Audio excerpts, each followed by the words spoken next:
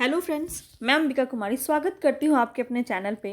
तो हम आधुनिक काल में द्विवेदी युग अभी कर रहे हैं और 100 तक लगभग हमने क्वेश्चंस को कंप्लीट कर लिया था। तो चलेंगे अपने नेक्स्ट सीरीज़ में चलेंगे अभी और सभी क्वेश्चंस को देखेंगे विथ एक्सप्लेनेशन। तो अभी तक मेरे चैनल को आपने सब्सक्राइब नहीं किया तो सब्सक्राइब कीजिए ताकि मेरे सभी सिस्टमैटिक वीडियो आपको मिल सकें और आपकी परीक्षा की तैयारी और बेहतर हो सके। बिहार का जो भी एग्ज़ाम अभी आप देने वाले हैं उसके रिगार्डिंग आपको कोई भी चीज़ चाहिए तो आप प्लेलिस्ट में जाके विजिट कर सकते हैं। चलते हैं अपने क्वेश्चंस की तरफ। पसंद आएगा तो लाइक ज़रूर कीजिएगा। अगर आपके प्रिपरेशन में हेल्प हो रही है तो ज़रूर लाइक करें और ज़्यादा से ज़्यादा शेयर करें। तो चैनल को आगे बढ़ाना, वीडियो को आगे बढ़ाना आपकी ज़िम्मेदारी है और आपकी प्रैक्टिस कराना मेरी ज़िम्मेदारी है। तो मैं अपनी ज़िम्मेदारी निभा रही हूँ और उम्मीद है कि आप भी अपनी ज़िम्मेदारी पर कायम रहेंगे। चलते हैं अपने क्वेश्चंस की तरफ।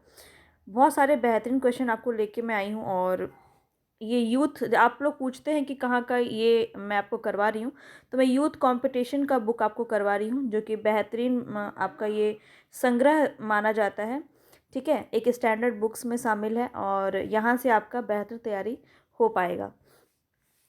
बहुत ज़्यादा देर ना करते हुए हम अपने क्वेश्चंस पे चलते हैं। तो 100 तक हमने कर लिया था, आगे चलते हैं। द्विवेदी युग के किस कवि ने अपना काव्य ब्रज भाषा में लिखा? तो ये मैं आपको करवाई थी, इससे पहले भी आपको ध्यान होगा। जगन्नाथ दास रत्नाकर यहाँ पे राइट ऑप्शन हो जाएगा। ठीक है, जगन्नाथ दास रत्नाकर ब्रज भाषा में इन्होंने अपनी रचनाएं लिखी हैं। अगर हम इनकी कुछ रचनाओं पर ध्यान दें यहाँ पे तो इस तरह से आप देख सकते हैं इनकी रचनाएं: उद्धव शतक, गंगावतरण, विराष्टक, श्रृंगार लहरी, कलकासी, गंगा लहरी, विष्णु लहरी, हिंडोला, समालोचना दर्श। और संपादित ग्रंथ की बात की जाए तो बिहारी रत्नाकर, हित तरंगिणी, सूरसागर। सूरसागर आप ऐसे सूरदास का ना समझें, सूरसागर नाम से संपादित ग्रंथ की रचना यहाँ पे रत्नाकर ने की है। तो चलते हैं अपने नेक्स्ट क्वेश्चन की तरफ। नेक्स्ट क्वेश्चन है हमारा, आपको ये सभी एक्सप्लेनेशन को याद करना है, नोट करना है। अगर नोट नहीं कर पा रहे हैं तो आप इसका स्क्रीनशॉट ले लीजिए ताकि आपको प्रॉब्लम ना हो। हल्दी घाटी यहाँ पे पूछा जा रहा है। अब तक ये क्वेश्चन आपको अच्छे से याद हो गया होगा। हल्दी घाटी जो है श्याम नारायण पांडे की रचना है और इनकी प्रसिद्ध रचनाओं पर हम एक बार नज़र देख लेते हैं। हल्दी घाटी, जौहर, तुमुल, रूपांतर, आरती, जय पराजय, गोरावध, जय हनुमान एवं शिवाजी, ये सभी रचना जो है किसकी है? श्याम नारायण की है। और यहाँ पे देखें तो हल्दी घाटी में वीर शिरोमणि महाराणा प्रताप के जीवन और जौहर में चित्तौड़ की रानी पद्मिनी के आख्यान का वर्णन किया गया है। तो ये आपको बार बार रिपीट कराने का उद्देश्य मेरा ये है कि आपको ये बार बार रिपीट कराने से याद हो जाएगा, तो आपको पता भी नहीं चलेगा आपको कब इसको याद हो जाएगा। तो चलते हैं अपने नेक्स्ट क्वेश्चन को देखते हैं। साकेत की रचना का मुख्य उद्देश्य क्या था? तो साकेत की रचना का मुख्य उद्देश्य क्या था? उर्मिला को महत्व देना। अधिकतर देखा जाए तो जगह पे उर्मिला के व्यक्तित्व को गौण कर दिया गया है, लेकिन यहाँ पे साकेत का मुख्य उद्देश्य ही यही था कि वो उर्मिला को महत्व देना चाहते थे कि उनका जो त्याग है वो सर्वोपरि है। इनकी अगर रचना आप देख लीजिए, काफ़ी बार वैसे हम इनको देख चुके हैं। रंग में भंग 1909, जयदत्त वध 1910, भारत भारती 1912, पंचवटी 1925, झंकार 1929, साकेत 1931, यशोधरा 1932, द्वापर 1936। चलते हैं आगे। चिरंगांव झांसी में किस कवि का जन्म स्थान है? तो यहाँ पे हम देख लेते हैं मैथिली शरण गुप्त राइट ऑप्शन हो जाएगा। झांसी चिरंगांव इनका जन्म स्थान है। 3 अगस्त 1886 में इनका जन्म हुआ। जबकि राम कुमार वर्मा का जन्मस्थल अगर देखें तो मध्य प्रदेश में सागर में हुआ है, 1905, 15 सितंबर। नरेश त्रिपाठी की बात की जाए, सुल्तानपुर कोयरीपुर गांव में 1889 में राम नरेश त्रिपाठी का जन्म हुआ था। और बालकृष्ण शर्मा नवीन की बात की जाए तो मध्य प्रदेश के सुजालपुर जिला शाजापुर के भयाना गांव में हुआ था 1897 में। आगे चलते थे। ये क्वेश्चन आपका बहुत इम्पॉर्टेंट है। ये पंक्ति मैंने आपको प्रीवियस वीडियो में भी करवाया था। अगर आपने नहीं देखा है तो जाकर ज़रूर देखें, क्योंकि वीडियो को जब तक आप कंप्लीट नहीं देखेंगे, मैं आपको पूरी सीरीज़ करवा रही हूँ। तो द्विवेदी युग का आज हमारा ये दूसरा वीडियो है, तो देख लेते हैं अभी कितना इसमें कर पाते हैं। यहाँ पे ये पंक्ति मैंने आपको पहले भी करवाया है। हम कौन थे, क्या हो गए। आपके जितने आंसर सही हो रहे हैं वो भी आप कमेंट बॉक्स में ज़रूर बताएं कि कितने आपके आंसर सही हो रहे हैं। क्योंकि यहाँ पे बहुत ज़्यादा इम्पॉर्टेंट है अभी आपको प्रैक्टिस करना, और अब तक आपकी प्रैक्टिस अच्छी हो जानी चाहिए। प्रीवियस आपने वीडियो मेरा कल का देखा होगा, तो ये आप बिल्कुल सही आंसर कर दोगे। तो हम कौन थे, क्या हो गए और क्या होंगे अभी, आओ विचारे आज मिलकर ये समस्याएं सभी। तो ये आपका मैथिली शरण गुप्त का ये पंक्ति है, बहुत ही प्रसिद्ध और DSSS PGT में पूछा गया क्वेश्चन है, आप ध्यान दे सकते हैं। चलते हैं आगे नेक्स्ट क्वेश्चन पे। निम्न में से कौन सा विकल्प आचार्य महावीर प्रसाद द्विवेदी के संबंध में सही कथन सही विकल्प है? तो यहाँ पे देखना है हमें कौन सा सही विकल्प है। छाया विधि कविताएं लिखी इन्होंने? नहीं। प्रिय प्रवास की रचना इन्होंने नहीं की, हरिऔध की रचना है। बालकोपयोगी साहित्य लिखा? नहीं, इन्होंने खड़ी बोली का परिष्कार किया। व्याकरणिष्ठ तरीके से इनकी रचनाएं शामिल हैं। तो ये सभी चीज़ें मैं आपको करवा चुकी हूँ। आप मेरे पहले की वीडियोस भी ज़रूर देखें, जिससे आपके और भी अच्छे से ये समझ में आपको आ जाएगा। समालोचना दर्श अभी हमने आपको दिखाया। समालोचना दर्श के शीर्षक एसे ऑन क्रिस्टिज्म का अनुवाद किसने किया? ये एक अनुवादित रचना है। अभी हमने देखा है, जगन्नाथ दास रत्नाकर की रचना है ये, ठीक है। और 1897 ईस्वी में समालोचना दर्श नाम से पदात्म इसका अनुवाद किया गया है, पद शैली में लिखा गया है, ध्यान रखेंगे।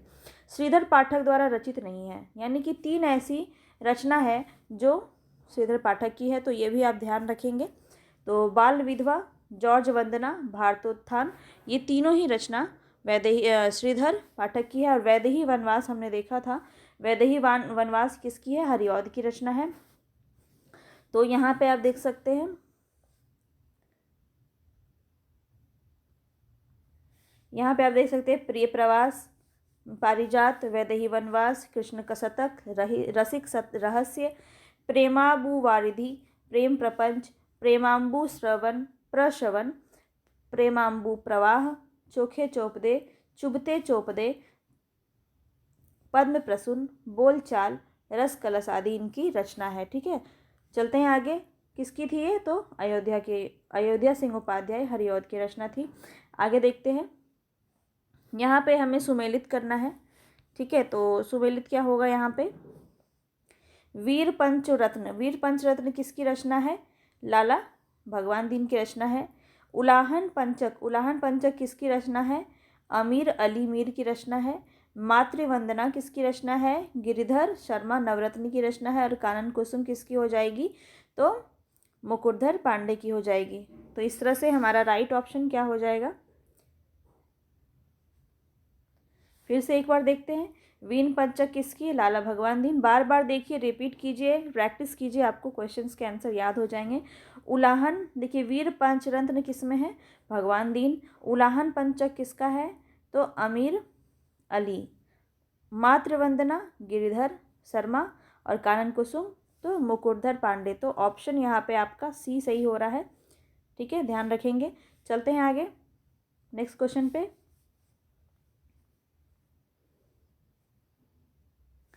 नेक्स्ट क्वेश्चन है, हरिऔध के प्रिय प्रवास में कितने महाकाव्य सर्गों की संख्या है? तो ये भी आपको मैंने करवा रखा है इससे पहले ही, तो आप राइट ऑप्शन जान सकते हैं। यहाँ पे 17 राइट ऑप्शन हो जाएगा आपका। 17 सर्ग यहाँ पे है। तो कुछ इम्पॉर्टेंट जो सर्ग है वो आप देख लीजिए। प्रिय प्रवास की कितनी है? 17 सर्ग है। पारिजात की 15 सर्ग है। वैदेही वनवास की 18 सर्ग है। साकेत की देखा जाए तो 12 सर्ग है, जो मैथिली शरण गुप्त की है। और जब जयशंकर प्रसाद की रचना है कामायनी, उसकी 15 सर्ग है। ये सब यहाँ से आप नोट कर सकते हैं या इसका स्क्रीनशॉट ले सकते हैं। चलते हैं आगे। प्रेम शतक के रचनाकार बताना है। प्रेम शतक के रचनाकार कौन है? तो अभी हमने इसको भी देखा है, इसको आपने प्रीवियस क्वेश्चन में देखा होगा, वियोगी हरि। यहाँ पे राइट ऑप्शन हो जाएगा प्रेम शतक का, ठीक है। वियोगी हरि का अगर नाम देखें तो हरिप्रसाद द्विवेदी इनका नाम है, ठीक है, हरिप्रसाद द्विवेदी।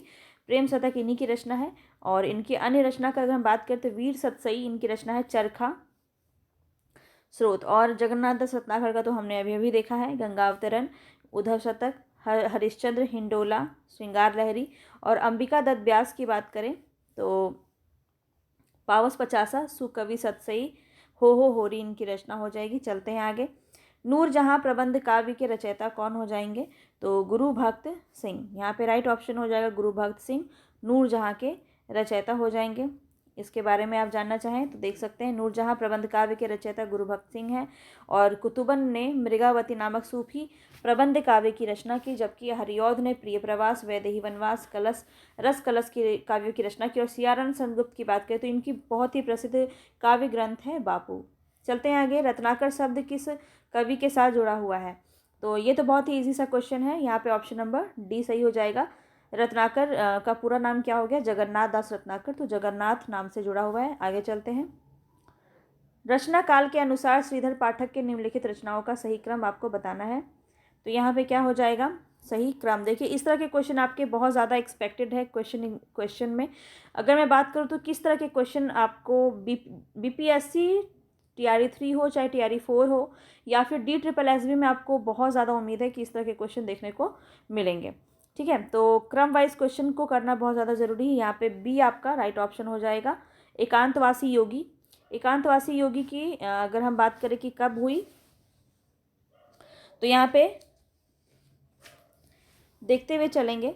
ठीक है, एकांतवासी योगी किसकी रचना है? सबसे पहले तो ये जानना जरूरी है। तो श्रीधर पाठक,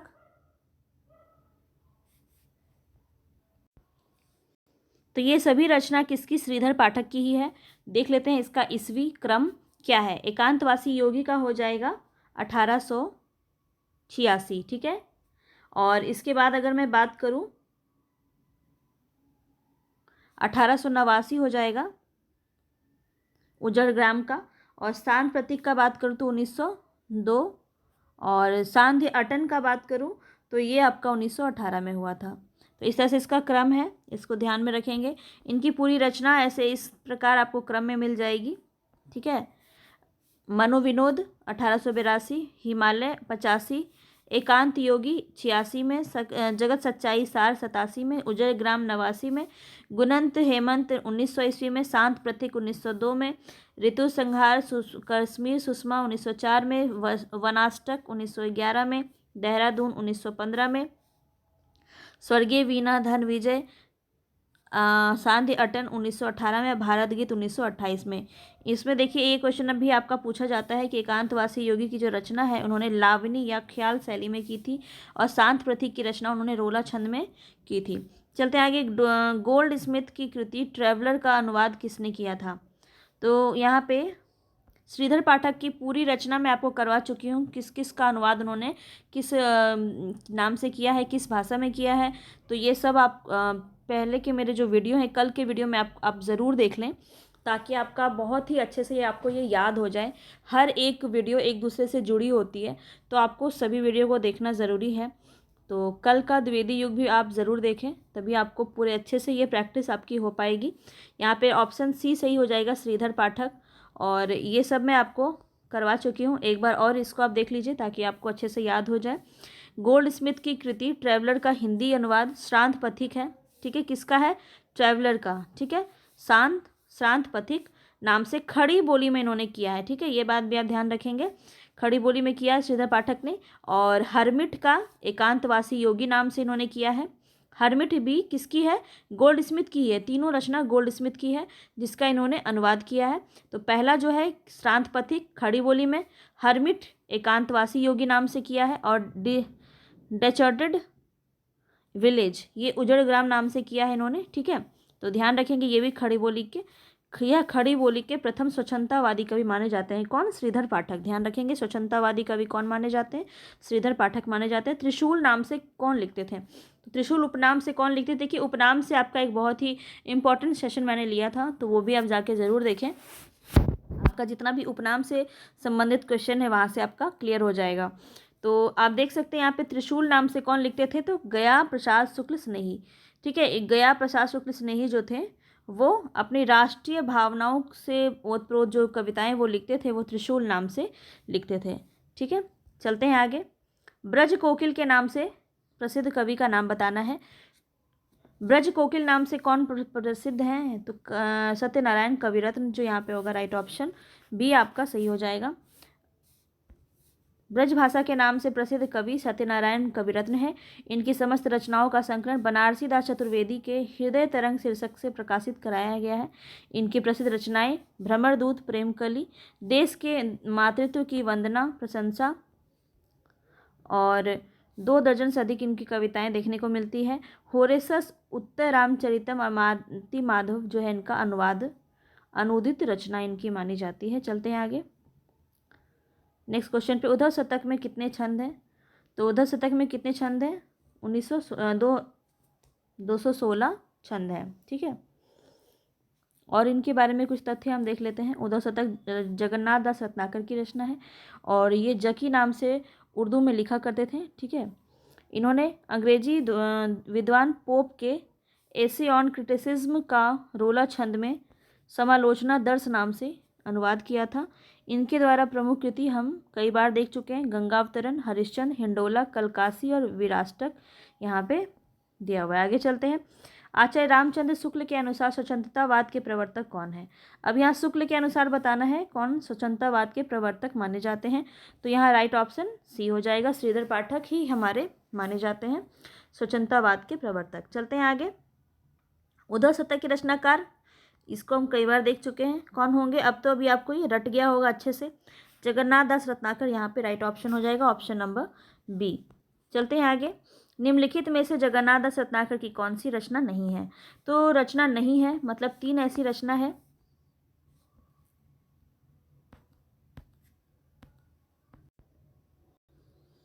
नहीं का मतलब होता है 3 से ऐसी रचना है जो इनकी है। तो यहाँ पे कौन कौन सी है उसको हम देख लेते हैं।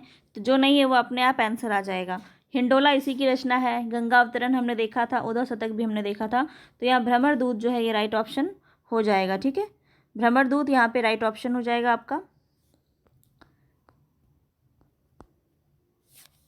इनके बारे में मैं आपसे डिटेल में बता ही चुकी हूँ। आगे चलते हैं। हल्दी घाटी वीर रस प्रधान का ग्रंथ काव्य है, किसका है? तो हल्दी घाटी भी हमने कई बार कर लिया है, श्याम नारायण पांडे यहाँ पे राइट ऑप्शन हो जाएगा। चलते हैं आगे। वह हृदय नहीं है पत्थर है जिसमें स्वदेश का प्यार नहीं, यह प्रसिद्ध पंक्ति किस कवि की है? तो ये गया प्रसाद शुक्ल स्नेही की पंक्ति है, बहुत ही प्रसिद्ध पंक्ति है। इसमें बहुत सारे लोग माखनलाल चतुर्वेदी को भी लगा सकते हैं, लेकिन ध्यान रखेंगे वह हृदय नहीं है पत्थर है जिसमें स्वदेश का प्यार नहीं, ये जो पंक्ति है ये गया प्रसाद शुक्ल स्नेही की पंक्ति है। और अगर हम इनकी रचनाओं की बात करें, पहले ये स्नेही इनका उपनाम से ये रचना इनको करते थे। और कृषक कंदन, प्रेम पचीसी, राष्ट्रीय वीणा, त्रिशूल तरंग, करुणा कादम्बिनी इनकी रचना मानी जाती है। आगे चलते हैं। इनमें से कौन कवि सतसईकार है? कवि सतसईकार की बात की जा रही है तो वियोगी हरि यहाँ पे राइट ऑप्शन हो जाएगा। इन्होंने इनका जो पूरा नाम है हरिप्रसाद द्विवेदी, और वीर सतसई नामक कृति इनकी रचना है। तो सतसई काव्य किसने लिखा है? तो इन्होंने ही लिखा है। इसके अलावा हम इनके बारे में कुछ बातें और जान लेते हैं। वीर सतसई नामक कृति में ही इनको मंगला प्रसाद पारितोषिक प्राप्त हुआ था। इनके रचित काव्य कौन कौन से हैं? तो प्रेम शतक, प्रेमांजलि, प्रेम पथिक, मेवाड़ केसरी तथा गद्य काव्य जो हैं वो हैं अंतर्नाद, तरंग, प्रार्थना, श्रद्धाकरण और पगली इत्यादि। ये सभी इनकी वियोगी हरि की रचना है। आगे चलते हैं। इनमें से जगन्नाथ दास की कृति को छांटना है तो हम इजीली छांट सकते हैं। उद्धव शतक यहाँ पे राइट ऑप्शन हो जाएगा। ठीक है, बाकी अगर हम बात करें तो भ्रमर गीत किसकी रचना है? ये सूरदास की है, सूरदास की रचना है। इसके अलावा गीतावली जो है ये तुलसीदास की रचना है, तुलसीदास की रचना। और रश्मि रथी किसकी रचना है? तो ये दिनकर की रचना है, दिनकर की रचना है। हम चलेंगे आगे। ब्रजभाषा आधुनिक कालीन प्रसिद्ध कवि कौन है? तो ब्रजभाषा आधुनिक कालीन अभी हमने फर्स्ट में ये क्वेश्चन को देखा था। तो यहाँ पे राइट ऑप्शन हो जाएगा जगन्नाथ दास रत्नाकर। ठीक है, आधुनिक ब्रजभाषा के कवि माने जाते हैं और प्रौढ़ एवं चित्रमय ब्रजभाषा के प्रयोग में ये रीतिकालीन के कवि श्रेष्ठ के रूप में देखे जाते हैं। इनकी रचनाओं को हमने कई बार देख लिया। आगे चलते हैं। निम्न में से कौन सा बताना है आपको अयोध्या सिंह उपाध्याय हरिओद का काव्य ग्रंथ है?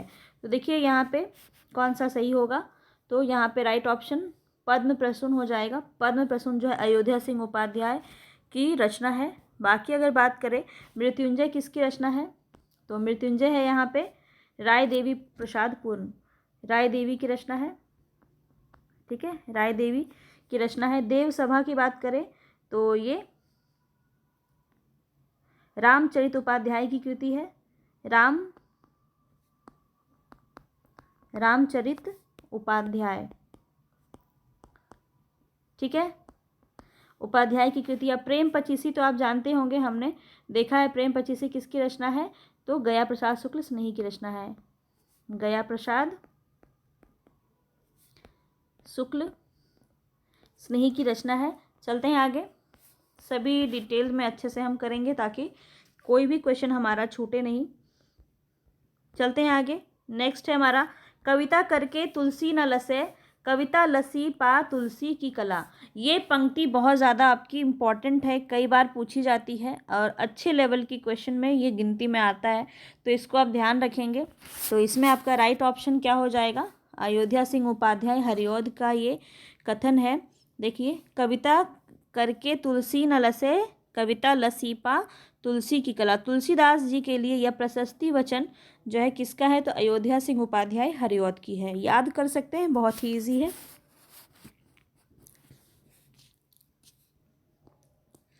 आगे चलते हैं। रत्नाकर कृत उद्धव शतक किस भाषा में लिखा गया है काव्य ग्रंथ है, तो बिल्कुल ध्यान में रखेंगे ब्रज भाषा। यहाँ पे रत्नाकर को हम तब से ब्रज भाषा के लिए ही पढ़ते हुए आ रहे हैं, तो आपको याद हो जाएगा आसानी से। इसीलिए मैं आपको डिटेल से सभी चीज़ों को एक्सप्लेन कर रही हूँ बार बार, ताकि चीज़ें आप आसानी से समझ सकें। ठीक है, अब यहाँ पे चलते हैं आगे। भारत भारती काव्य प्रशासन हम काव्य प्रकाशन कब हुआ, तो ये हमारा बहुत ही बार हमने इसको देख लिया, 1912 यहाँ पे राइट ऑप्शन हो जाएगा। ठीक है, किसकी रचना है, मैथिली शरण गुप्त की रचना है। गुप्त जी की अन्य रचना को भी यहाँ पे आप स्क्रीनशॉट ले सकते हैं, याद कर लीजिए। चलते हैं आगे। अब यहाँ पे बताना है रचना काल की दृष्टि से कौन सा सही है। अब गुप्त की ही सारी रचनाएं हैं ये, और हमें बताना है कि इसमें कौन सा सही है। तो यहाँ पे देख लेते हैं, दो ऑप्शन आपका दूसरे साइड में है, इधर आ जाते हैं। तो देख सकते हैं आप इसका साकेत, पहले आपका ऑप्शन सी सही है। तो कैसे, तो साकेत आपका 1931, यशोधरा 1932, द्वापर 1936 और जय भारत 1952 में आपका राइट ऑप्शन नंबर सी। आगे चलते हैं। खड़ी बोली हिंदी का प्रथम महाकाव्य कौन सा है। इतना फेवरेट क्वेश्चन है ये, देखिए आप कितनी बार ये पूछा गया, DSSS PGT KVS UGC में, हरियाणा असिस्टेंट प्रोफेसर में, NVS में, UPTGT में काफ़ी बार पूछा गया, और इतना ही ज़्यादा ये इजी क्वेश्चन है। तो खड़ी बोली प्रथम महाकाव्य कौन है, प्रिय प्रवास यहाँ पे आपका राइट ऑप्शन हो जाएगा। और प्रिय प्रवास किसकी रचना है, ये आप मुझे कमेंट बॉक्स में बताएंगे। चलते हैं हम आगे। ज्ञान राशि के संचित कोश का नाम ही साहित्य है, बहुत ही इंपॉर्टेंट कथन है ये, और ये किसका है, तो महावीर प्रसाद द्विवेदी का है।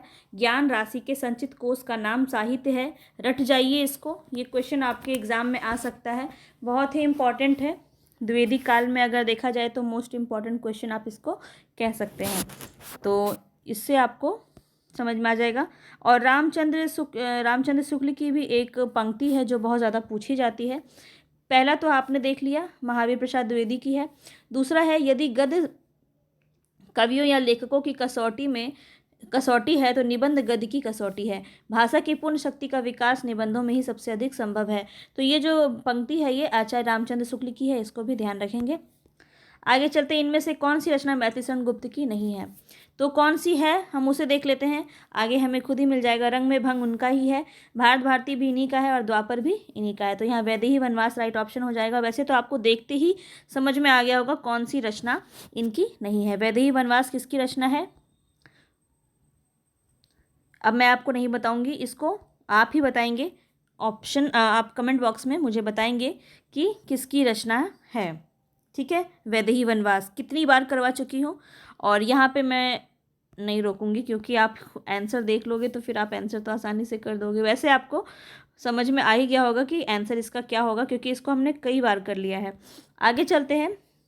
यदि द्विवेदी जी ना उठ खड़े होते, तो जैसे अव्यवस्थित व्याकरण विरुद्ध और ऊटपटांग भाषा चारों ओर दिखाई पड़ी थी, उसकी परंपरा जल्दी न रुकती। तो यह कथन किसने कहा है?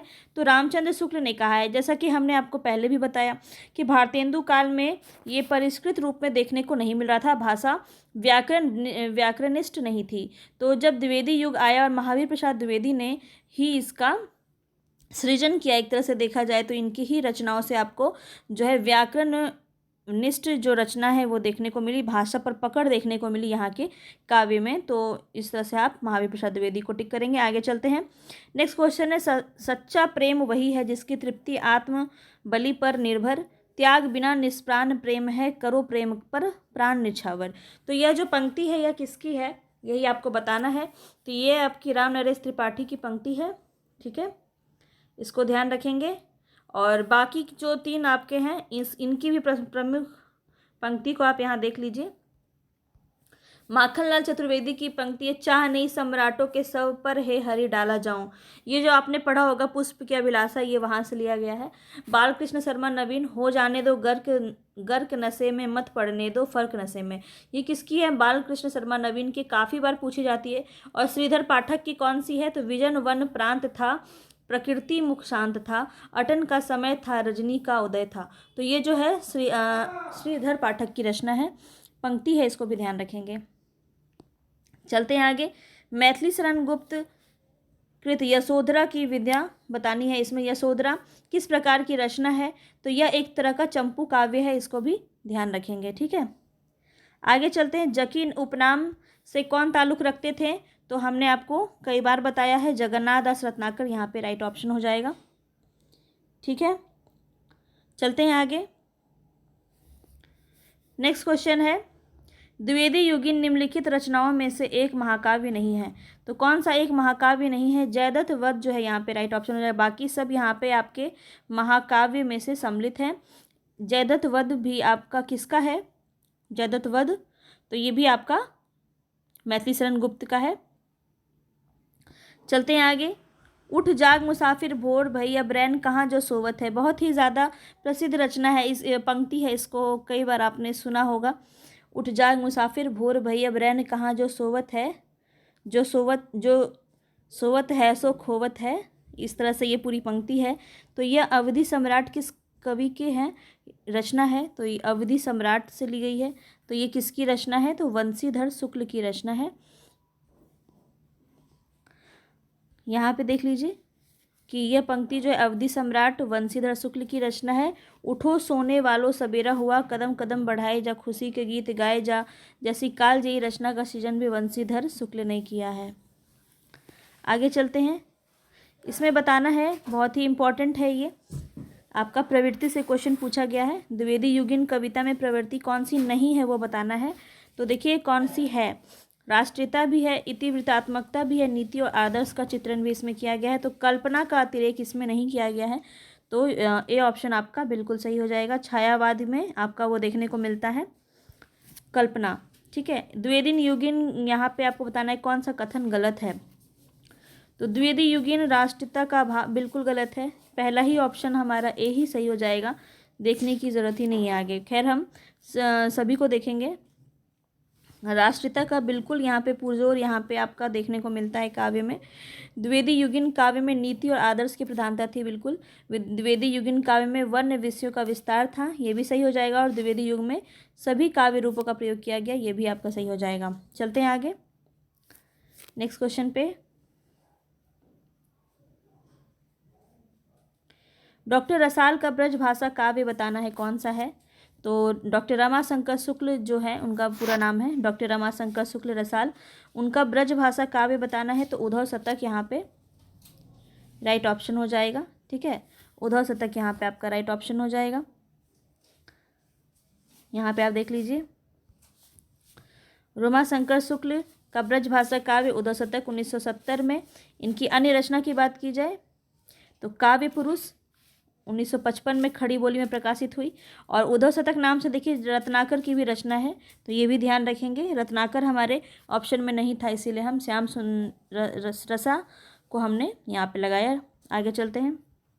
धराधर धावन शीर्षक से कालिदास के मेघदूत का अन्यत्र सरस पदबंध अनुवाद किसने किया है? तो यहाँ पे सही ऑप्शन हो जाएगा हमारा राय देवी प्रसाद शुक्ल ने। इन्होंने धाराधर वाहन शीर्षक से कालिदास के मेघदूत का जो है अनुवाद किया है।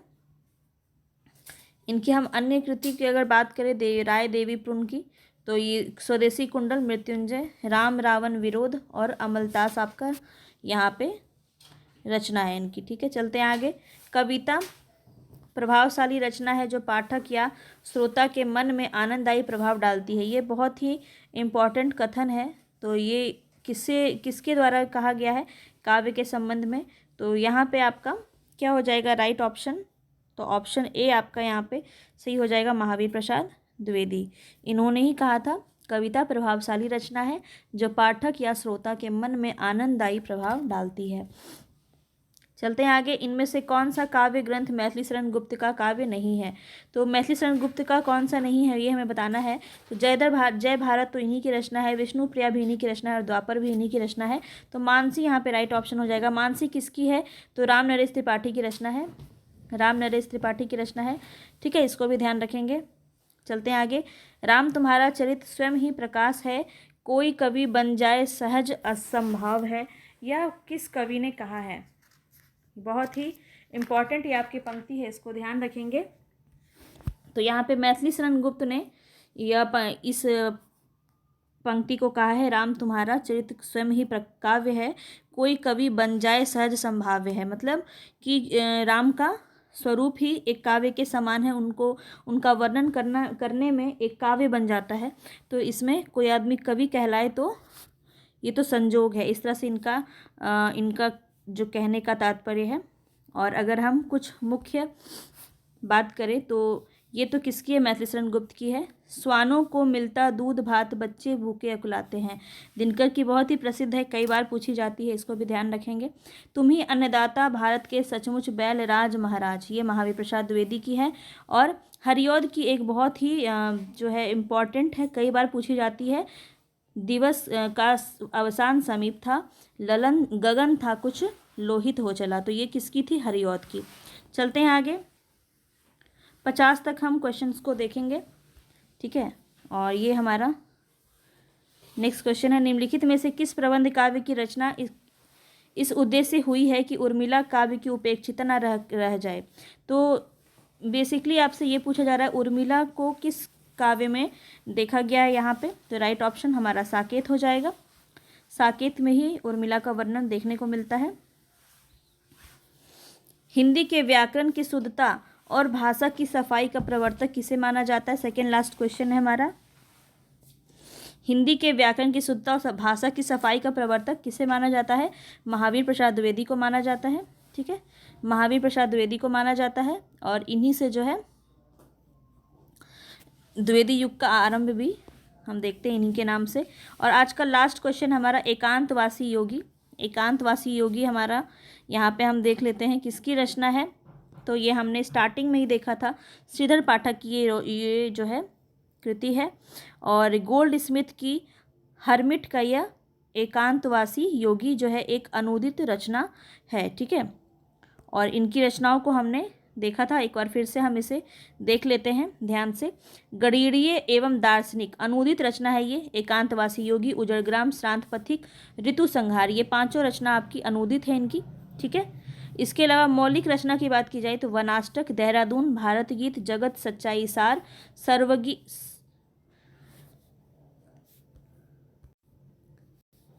स्वर्गीय वीणा, धन विजय, सांध्य अटन और गुणवंत हेमंत, यहाँ पे इनका पूरा आपको श्रीहरि का दिख जाएगा। जितनी भी रचना थी यहाँ पे हमने इनको कंप्लीट कर लिया। ठीक है, श्रीधर पाठक की रचना। तो ये सब आज आपको कैसा लगा, कितना आपका स्कोर इसमें बन रहा था, ये सब आप मुझे कमेंट बॉक्स में बता सकते हैं। और मिलते हैं अपने नेक्स्ट वीडियो में। पसंद आया होगा तो लाइक कीजिएगा और साथियों के साथ शेयर ज़रूर कीजिएगा। Thank you.